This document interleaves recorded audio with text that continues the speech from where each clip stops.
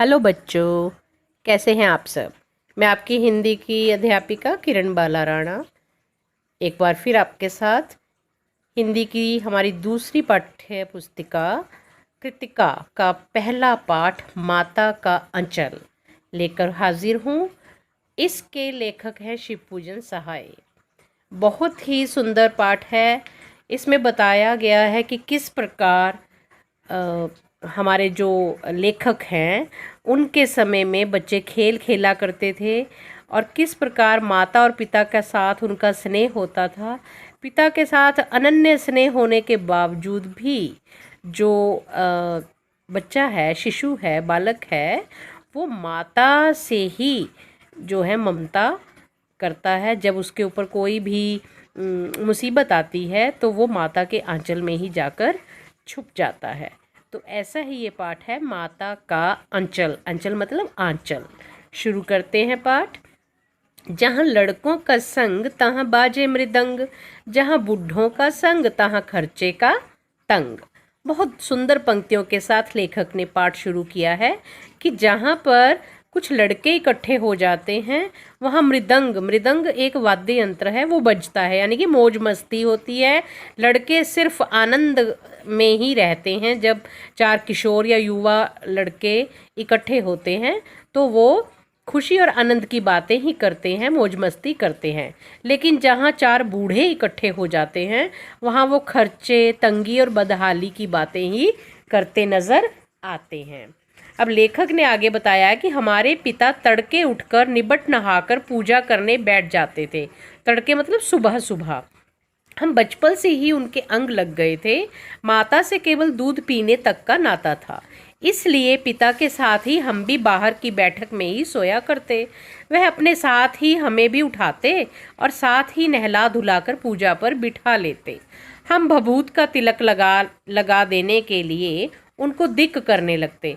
भभूत होती है धूप इत्यादि करने के बाद जो राख बचती है उसको भभूत कहते हैं। दिक करना मतलब परेशान करना। कुछ हंसकर, कुछ झुंझलाकर और कुछ डांटकर वह हमारे चौड़े लिलार में त्रिपुंड कर देते थे। लिलार होता है माथा, त्रिपुंड होता है तीन लाइनें बना देना, जैसे तीन पंक्तियां उनकी भभूत की लगा देते थे। हमारे लिलार में भभूत खूब खलती थी। सिर में लंबी लंबी जटाएं थी। भभूत रमाने से हम खासे बम भोला बन जाते थे। बम भोला मतलब शिवजी भगवान जैसे नजर आते। पिताजी हमें बड़े प्यार से भोलानाथ कहकर पुकारते, इसीलिए पिताजी भी उनको क्या कहते, भभूत लगाने के कारण भोलानाथ। असल में हमारा नाम था तारकेश्वर नाथ। हम भी उनको बाबूजी कहकर पुकारा करते और माता को मैया। जब बाबूजी रामायण का पाठ करते तब हम उनकी बगल में बैठे बैठे आईने में अपना मुंह निहारा करते। जब वह हमारी ओर देखते तब हम कुछ लजाकर और मुस्कुराकर आईना नीचे रख देते थे। वह भी मुस्कुरा पड़ते थे। अब आईने में मुंह क्यों देखते थे कि जो माथे पर लगा हुआ भभूत है वो कैसा नजर आ रहा है, मेरी शक्ल कैसी लग रही है, इसलिए देखते लेखक। और जब पिताजी देख लेते तो वो शर्माकर शीशे को नीचे रख देते। पूजा पाठ कर चुकने के बाद वह राम राम लिखने लगते। अपनी एक रामनामा बही पर 1000 राम नाम लिखकर वह उसे पाठ करने की पोथी के साथ बांधकर रख देते। देखो बच्चे, यहाँ पर ये बताया गया है कि जो लेखक के पिताजी हैं वो प्रतिदिन सुबह पाठ करते थे और उसके बाद वह 1000 बार उन्होंने एक कापी लगाई हुई थी, पुस्तिका लगाई हुई थी, उसमें 1000 बार राम का नाम लिखते थे और फिर उसको जो भी वो धार्मिक ग्रंथ उन्होंने रामायण या जो भी पढ़ा उसके साथ उसको बांध कर रख दिया। फिर 500 बार कागज के छोटे छोटे टुकड़ों पर राम नाम लिखकर आटे की गोलियों में लपेटते और उन गोलियों को लेकर गंगा जी की ओर चल पड़ते थे। वो 1000 बार लिखा, फिर छोटे छोटे टुकड़े करते और 500 बार उनके ऊपर क्या लिखते, राम राम राम राम, और फिर आटे की गोलियां बनवाते और उन गोलियों के अंदर वो पर्चियों को डालते और फिर गंगा नदी की ओर चल पड़ते। उस समय भी हम उनके कंधे पर विराजमान रहते थे, मतलब जो लेखक है वो पिताजी के कंधे पर बैठ जाते। जब वह गंगा में एक एक आटे की गोलियां फेंककर मछलियों को खिलाने लगते तब भी हम उनके कंधे पर ही बैठे बैठे हंसा करते थे। जब वह मछलियों को चारा देकर घर की ओर लौटने लगते, तब बीच रास्ते में झुके हुए पेड़ों की डाली पर हमें बिठाकर झूला झुलाते थे। देखो ये चित्र में दिखाया गया है कि किस प्रकार पिताजी लेखक भोलानाथ को टहनी पर, शाखा पर बिठाकर झूला झुला रहे हैं। तो ये रास्ते का वर्णन है जब वो गंगा नदी से लौटते। कभी कभी बाबूजी हमसे कुश्ती भी लड़ते। अब रास्ते में वो कुश्ती भी लड़ते। वे शिथिल होकर हमारे बल को बढ़ावा देते और हम उनको पछाड़ देते थे। वह उतान पड़ जाते। उतान मतलब पीठ के बल ऐसे गिर जाते कि हम तो तुमसे हार गए, और हम उनकी छाती पर चढ़ जाते थे। जब हम उनकी लंबी लंबी मूछें उखाड़ने लगते, तब वह हंसते हंसते हमारे हाथों को मूछों से छुड़ाकर उन्हें चूम लेते थे। फिर जब हमसे खट्टा और मीठा चुम्मा मांगते, तब हम बारी बारी कर अपना बायां और दाहिना गाल उनके मुंह की ओर फेर देते। बाएं का खट्टा चुम्मा लेकर वह दाहिनी का मीठा चुम्मा लेने लगते। तब अपनी दाढ़ी या मूछ हमारे कोमल गालों पर गड़ा देते थे। हम झुंझलाकर फिर उनकी मूछें नोचने लग जाते थे। इस पर वह बनावटी रोना रोने लगते और हम अलग खड़े खड़े खिलखिलाकर हंसने लग जाते थे। उनके साथ हंसते हंसते जब हम घर आते, तब उनके साथ ही हम भी चौके पर खाना खाने बैठते थे। चौके मतलब रसोई में। जिस समय ये पाठ लिखा गया, आजकल हम टेबल पर बैठकर, चेयर पे बैठकर खाना खाते हैं, लेकिन लेखक ने बताया कि वो चौके में, रसोई में, धरती पर चटाई इत्यादि बिछाकर खाना खाया करते थे। वह हमें अपने हाथ से फूल के एक कटोरे में गोरस, गोरस होता है गऊ का रस अर्थात दूध, और भात, भात होता है चावल, यानी कि दूध और चावल सानकर यानी मिलाकर खिलाते थे। जब हम खाकर अफर जाते, अफर मतलब पेट हमारा भर जाता, तब मैया थोड़ा और खिलाने के लिए हट करती थी। वह बाबूजी से कहने लगती, आप तो 4-4 दाने के कोर बच्चे के मुंह में देते जाते हैं। इससे वह थोड़ा खाने पर भी समझ लेता है कि हम बहुत खा गए। आप खिलाने का ढंग नहीं जानते। बच्चों को भर मुंह कौर खिलाना चाहिए। जब खाएगा बड़े बड़े कौर, तब पाएगा दुनिया में ठोर। ठोर मतलब नाम होगा। देखिए मैं खिलाती हूँ। मर्दुए क्या जाने कि बच्चों को कैसे खिलाना चाहिए। मर्दुए मतलब पुरुष लोग, मर्द। और महतारी के हाथ से खाने पर बच्चों का पेट भी भरता है। महतारी कौन? माता। यह कह वह थाली में दही भात सानती और अलग अलग कौर बना देती। एक तोता, एक मैना, कबूतर, हंस, मोर, इनके कौर बनाकर, बनावटी नाम से कौर बनाकर ये कहते हुए खिलाती जाती कि जल्दी खा लो नहीं तो उड़ जाएंगे। पर हम उन्हें इतनी जल्दी उड़ा जाते थे, यानी कि खा जाते थे, कि उड़ने का मौका ही नहीं मिलता था। जब हम सब बनावटी चिड़ियों को चट कर जाते थे, तब बाबूजी कहने लगते, अच्छा अब तुम राजा हो, जाओ खेलो। बस हम उठकर उछलने कूदने लगते थे। फिर रस्सी में बंधा हुआ काठ का घोड़ा लेकर नंग धड़ंग बाहर गली में निकल जाते थे। जब कभी मैया हमें अचानक पकड़ पाती, तब हमारे लाख छटपटाने पर भी एक चुल्लू कड़वा तेल मतलब सरसों का तेल, हमारे सिर पर डाल ही देती थी। हम रोने लगते और बाबूजी उस पर बिगड़ खड़े होते, पर वह हमारे सिर में तेल बोत कर मतलब खूब सारे तेल डालकर उससे मालिश करती, हमें उबट कर ही छोड़ती थी। फिर नाभि और लिलार आ गया मस्तिष्क में, काजल की बिंदी लगाकर चोटी गूंथती, कस कस कर चोटी बनाती। फिर उसमें फूलदार लट्टू बांधकर रंगीन कुर्ता टोपी पहना देती। फिर बालों को लपेटकर उसके ऊपर लट्टू लगा देती थी फूलदार, सुंदर दिखने के लिए। यहाँ पर काजल की बिंदी का आया है कि काजल इत्यादि आंखों में डालने के बाद माँ बच्चे के मस्तिष्क पर, लिलार पर और नाभि पर काला टीका लगा देती है। वो इसलिए लगाती ताकि उसको नज़र ना लगे। हम खासे कन्हैया बनकर बाबूजी की गोद में सिसकते सिसकते बाहर आते थे।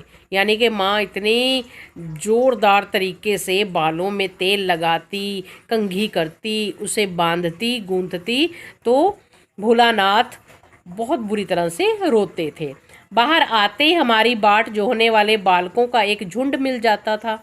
हम उन खेल के साथियों को देखते ही सिसकना भूलकर बाबूजी की गोद से उतर पड़ते और अपने हमजोलियों के दल में मिलकर तमाशे करने लग जाते थे। तमाशे मतलब अलग अलग तरह के नकली खेल खेलने लगते। तमाशे भी ऐसे वैसे नहीं, तरह तरह के नाटक। चबूतरे का एक कोना ही नाटक घर बनता था। बाबूजी जिस छोटी चौकी पर बैठकर नहाते थे वही रंगमंच बनती। रंगमंच मतलब स्टेज बन जाती। उसी पर सरकंडे के खंभों पर कागज का चंदोआ, चंदोआ आता है तंबू, टेंट जिसको बोलते हैं, तान कर मिठाइयों की दुकान लगाई जाती। उसमें चिलम के खोंचे पर कपड़े के थालों में ढेले के लड्डू, ढेले होते मिट्टी के, पत्तों की पूरी कचोरियाँ, गीली मिट्टी की जलेबियाँ, फूटे घड़े के टुकड़ों के बताशे और मिठाइयाँ सजाई जाती। ठीकरों के बटखरे और जस्ते के छोटे छोटे टुकड़े के पैसे बनते। हम ही लोग खरीदार और हम ही लोग दुकानदार। बाबूजी भी 2-4 गोरखपुरिये पैसे खरीद लेते थे। थोड़ी देर में मिठाई की दुकान बढ़ाकर मतलब हटाकर हम लोग घरौंदा बनाते थे। धूल की मेड़ दीवार बनती और तिनकों का छप्पर, दातुन के खंबे, दिया सलाई की पेटियों के किवाड़, दिया सलाई मतलब माचिस की जो डिब्बियाँ होती हैं उनके किवाड़, घड़े के मुहड़े का चूल्हा चक्की, दिए की कढ़ाई और बाबूजी की पूजा वाली अचमनी कलछी बनती थी। पानी के घी, धूल के पिसान और बालू की चीनी से हम लोग ज्योनार, ज्योनार होता है किसी को दावत पर बुलाना, ठीक है, तैयार करते थे। ज्योनार के लिए बहुत सारा भोजन तैयार किया जाता है, फिर उन्हें लोगों को दावत पर बुलाया जाता है। हम ही लोग ज्योनार करते, हम ही लोग ही ज्योनार बैठती थी। जब पंगत बैठ जाती थी, पंगत मतलब सारे पंक्ति में बैठ जाते खाने के लिए लाइन में, तब बाबूजी भी धीरे से आकर पांत के अंत में जीमने, जीमने मतलब दावत खाने के लिए बैठ जाते थे। उनको बैठते देखते ही हम लोग हंसकर और घरौंदा बिगाड़कर भाग चलते थे। वह भी हंसते हंसते लोटपोट हो जाते और कहने लगते, फिर कब भोज होगा भोलानाथ। तो देखो बच्चों, कितने बच्चे जो हैं, लड़के जो हैं, मौज मस्ती वाला खेल खेला करते थे। आज बच्चे कंप्यूटर, मोबाइल में ही जो है उसी में ही निपट कर रह गए हैं, उसी तक ही उनके सीमित हो गए हैं। बाहर के खेल खेलने से वो ना केवल समाज से जुड़ते थे बल्कि समाज में किस तरह से अलग अलग जो कार्य होते हैं उनको वो एक नाटक के द्वारा करते थे। तो कितना उनको समाज का ज्ञान हो जाता था।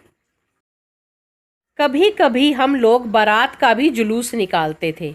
कनस्तर का तंबूरा बजता, अब बारात निकलती है उसका भी ये लोग नाटक करते थे। कनस्तर होता है पीपा, पीपे का तंबूरा बजता मतलब उसको एक लकड़ी से बजाते हुए अपने गले में डालकर लेकर जाते। अमोले के घिसकर शहनाई बजाई जाती। अमोला होता है आम की गुठली जिसमें से भी नया नया पौधा निकलता है, उसको घिसकर जब उसको बजाया जाता है वो शहनाई जैसी आवाज़ देती है। टूटी चूहेदानी की पालकी बनती। पालकी वो एक बनाई जाती है जिसमें दुल्हन को बिठाकर लाया जाता है। 4 लोग उसे उठाते हैं और उस उठाने वाले लोगों को कहार बोला जाता है। हम समधी बनकर बकरे पर चढ़ लेते और चबूतरे के कोने से चलकर बारात दूसरे कोने में जाकर दरवाजे लगती थी। वहाँ काठ की पटरियों से घिरे, गोबर से लिपे, आम और केले की टहनियों से सजाए हुए छोटे आंगन में कुलिया का कलसा रखा जाता था। वहीं पहुंचकर बारात फिर लौट आती थी। लौटने के समय खटोली पर लाल ओहार, ओहार मतलब लाल रंग का उसको कपड़ा जो है उससे ढका जाता था, डालकर उसमें दुल्हन को चढ़ा लिया जाता था। लौट आने पर बाबूजी ज्यों ही ओहार उघार कर उस लाल कपड़े को ऊपर उठाकर दुल्हन का मुख निरखने लगते हैं, त्यों ही हम सब लोग हंसकर भाग जाते। तो ये हो गया उनका खेल, किसका, बारात का।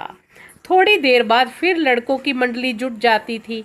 इकट्ठा होते ही राय जमती कि आज खेती की जाए। अब ये किसका खेल हो रहा है, खेती करने का। बस चबूतरे के छोर पर घिरनी गड़ जाती और उसके नीचे की गली कुआं बन जाती थी। मूंज की बटी हुई पतली रस्सी में एक चुकड़ बांध गराड़ी पर चढ़ाकर लटका दिया जाता और 2 लड़के बैल बनकर मोट खींचने लग जाते। आप में से अगर कुछ बच्चे आज भी गांव में जाते हैं, खेती बाड़ी देखते हैं, तो वो इसे बहुत अच्छी तरह से समझ रहे होंगे। चबूतरा खेत बनता, कंकड़ बीज और ठेंगा हल जुआठा। बड़ी मेहनत से खेत जोते बोए और पटाए जाते। फसल तैयार होते देर न लगती और हम हाथों हाथ फसल काट लेते। काटते समय गाते थे, ऊंच नीच में बई क्यारी, जो उपजी सो भई हमारी। फसल को एक जगह रखकर उसे पैरों से रोंद डालते थे। कसोरे का सूप बनाकर औसाते और मिट्टी के दिए के तराजू पर तोलकर राशि तैयार कर देते थे। राशि यहाँ पर आ गई, जितनी फसल तैयार हुई उसे तोल तोल कर मंडियों में भेजने के लिए तैयार करते। कसोरा होता है मिट्टी का एक कटोरा। इसी बीच बाबूजी आकर पूछ बैठते थे, इस साल की खेती कैसी रही भोलानाथ? बस फिर क्या, हम लोग ज्यों का त्यों खेत खलिहान छोड़कर हंसते हुए भाग जाते थे। कैसी मौज की खेती थी। ऐसे ऐसे नाटक हम लोग बराबर खेला करते थे। बटोही भी कुछ देर ठिठक कर हम लोगों के तमाशे देख लेते थे। बटोही मतलब आने जाने वाले लोग भी देखते थे कि बच्चे आज कौन सा खेल खेल रहे हैं। जब कभी हम लोग ददरी के मेले में जाने वाले आदमियों का झुंड देख पाते, तब कूद कूद कर चिल्लाने लगते थे, चलो भाइयों ददरी, सत्तू पिसान की मोटरी। अगर किसी दूल्हे के आगे जाती हुई ओहारदार पालकी देख पाते, तब खूब जोर जोर से चिल्लाने लगते। अगर किसी की बारात देखते तो ये लड़के क्या करते थे, क्या बोलते थे, रहरी में रहरी पुरान रहरी, डोला के कनिया हमार मेहरी। मतलब जो डोले में बैठी हुई दुल्हन है वो हमारी दुल्हन है। इस पर एक बार बूढ़े वर ने हम लोगों को बड़ी दूर तक खदेड़ कर ढेलों से मारा था। उस खसूट खब्बीस की सूरत आज तक हमें याद है। ना जाने किस ससुर ने वैसा जमाई ढूंढ निकाला था। वैसा घोड़ मुँहा आदमी हमने कभी नहीं देखा। अब है आगे आम की फसल के बारे में। आम की फसल में कभी कभी खूब आंधी आती है। आंधी के कुछ दूर निकल जाने पर हम लोग बाग की ओर दौड़ पड़ते थे। और आप जानते हो आंधी आने पर क्या होता है, पेड़ों से आम गिरते हैं। अब ये सब के सब मिलकर लड़के बाग की ओर दौड़ते। वहाँ चुन चुन कर घुले घुले गोपी आम चावते थे। ये गोपी एक किस्म के आमों की किस्म है। एक दिन की बात है, इससे पहले मैं आपको बता दूं, हमारे चंडीगढ़ में भी है ना आमों का बहुत बड़ा मैंगो मेला लगता है। तो आप भी ज़रूर जाओ, जून में लगता है वो मैंगो मेला। कहाँ पर लगता है? मेला लगता है चंडीगढ़ के पास पिंजौर गार्डन में। बहुत बड़ा मैंगो मेला लगता है, आप देखने जरूर जाना बेटा। अब आगे क्या हुआ, एक दिन की बात है, आंधी आई और पट पड़ गई। पट मतलब बहुत तेज आंधी आई और रुकने का नाम ना ले। आकाश काले बादलों से ढक गया। मेघ गरजने लगे, बिजली कौंधने और ठंडी हवा सनसनाने लगी। पेड़ झूमने और जमीन को चूमने लगे। हम लोग चिल्ला उठे, एक पैसा की लाई बाजार में छितराई, बरखा उधरे बिलाई। लेकिन बरखा ना रुकी और भी मूसलाधार पानी होने लगा। मूसलाधार होता है लगातार, बड़ी तेजी से जब वर्षा होती है। हम लोग पेड़ों की जड़ से धड़ से सट गए, जैसे कुत्ते के कान में अठई चिपक जाती है। कुत्ते के कानों में एक छोटा सा कीड़ा चिपक जाता है, उसे अठई कहते हैं, और वो निकलता नहीं है। उसी प्रकार ये बच्चे भी बारिश में पेड़ों के साथ उसी तरह सट कर खड़े हो गए। मगर बरखा जमी नहीं, थम गई। बरखा बंद होते ही बाग में बहुत से बिच्छू नजर आए। हम लोग डरकर भाग चले। हम लोगों में बैजू बड़ा ढीठ था। एक इनके साथी था, उसका नाम था बैजू, लेकिन वो बड़ा ढीठ किस्म का लड़का था। संयोग की बात, बीच में मूसन तिवारी मिल गए। एक इनको व्यक्ति मिल गया, मूसन तिवारी। बेचारे बूढ़े आदमी को सूझता कम था, उसको कम दिखाई देता था। बैजू उनको चिढ़ाकर बोला, बूढ़वा बेईमान मांगे करेले का चोखा। हम लोगों ने भी बैजू के सुर में सुर मिलाकर यही चिल्लाना शुरू कर दिया कि बूढ़वा बेईमान मांगे करेले का चोखा। मूसन तिवारी ने बेतहाशा खदेड़ा, यानी कि वो बहुत हमारे पीछे तेजी से भागा। हम लोग तो बस अपने अपने घर की ओर आंधी हो चले, मतलब तेजी से हम घरों की ओर भागे।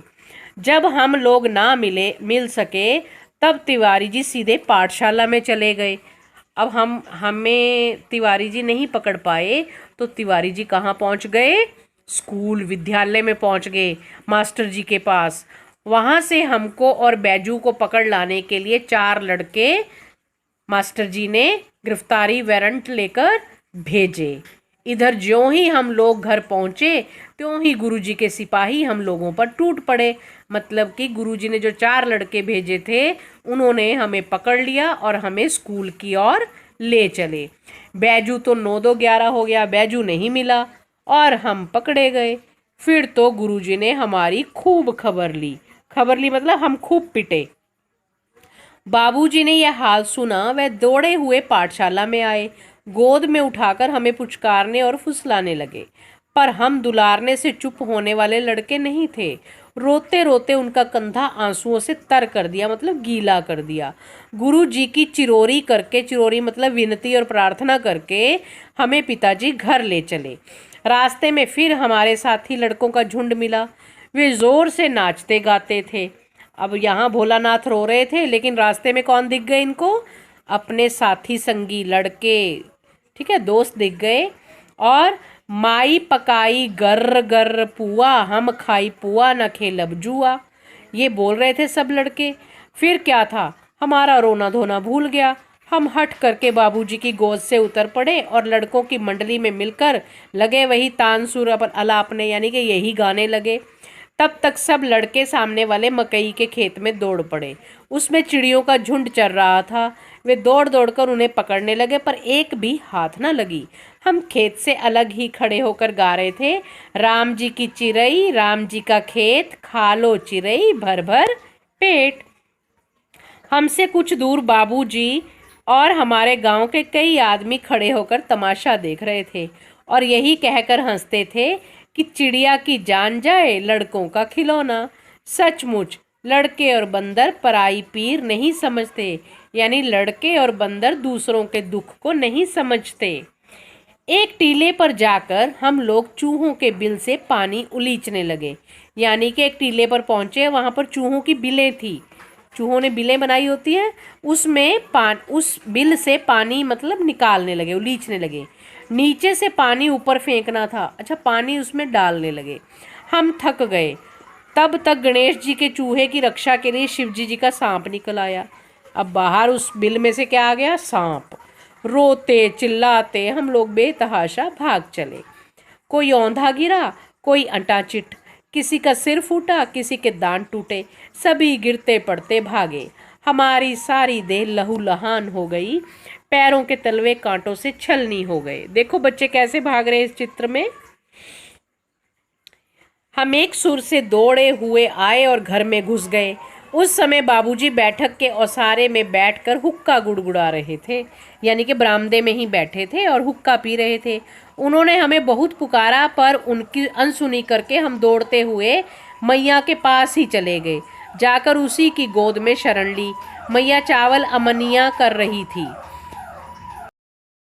मैया चावल अमनिया कर रही थी, अर्थात मैया जो है, माता जो है, वो चावल साफ कर रही थी।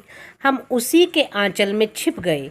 हमें डर से कांपते देखकर वह जोर से रो पड़ी और सब काम छोड़ बैठी।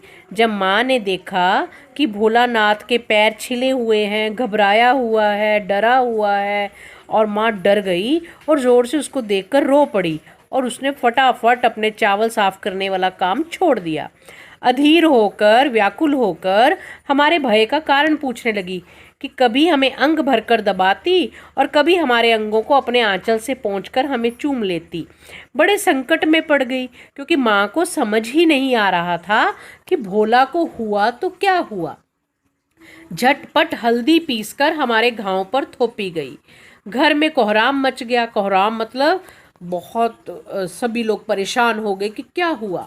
हम केवल धीमे से सुर से सा सा कहते हुए मैया के आंचल में लुके चले जाते थे। अब सांप तो निकला नहीं मुंह से, क्योंकि डरा हुआ था भोलानाथ, तो सिर्फ सांप ही निकला उसके मुंह से। सारा शरीर थर थर कांप रहा था, रोंगटे खड़े हो गए थे। हम आंखें खोलना चाहते थे, पर वे खुलती ना थी। हमारे कांपते हुए ओंठों को मैया बार बार निहारकर रोती और बड़े लाड से हमें गले लगा लेती थी। इसी समय बाबूजी दौड़े आए, आकर झट हमें मैया की गोद से अपनी गोद में लेने लगे। पर हमने मैया का आंचल की प्रेम और शांति के चंदोवे की छाया ना छोड़ी। अर्थात जो लेखक हैं वो अपने पिताजी के पास नहीं गए। क्यों? क्योंकि वह अपने माता के प्रेम को और जो उन्हें वहाँ पर डर से, जो उन्हें एक भय से छुटकारा मिल रहा था, माँ के पास जाकर के उनको जो शांति मिल रही थी लेखक को, वो उसे छोड़ना नहीं चाहते थे। अर्थात कहने का मतलब है कि लेखक को उस समय सबसे सुरक्षित जगह क्या लगी? अपनी माता का आंचल, अपनी माता की गोद, और वह छोड़कर वह अपने पिता के पास नहीं जाना चाहते थे। कहने का मतलब है कि जब भी कोई संकट आता है, जब भी कोई भय लगता है बच्चे को, तो उसको सबसे सुरक्षित जगह अपनी माता की गोद लगती है, उसका आंचल लगता है। Thank you.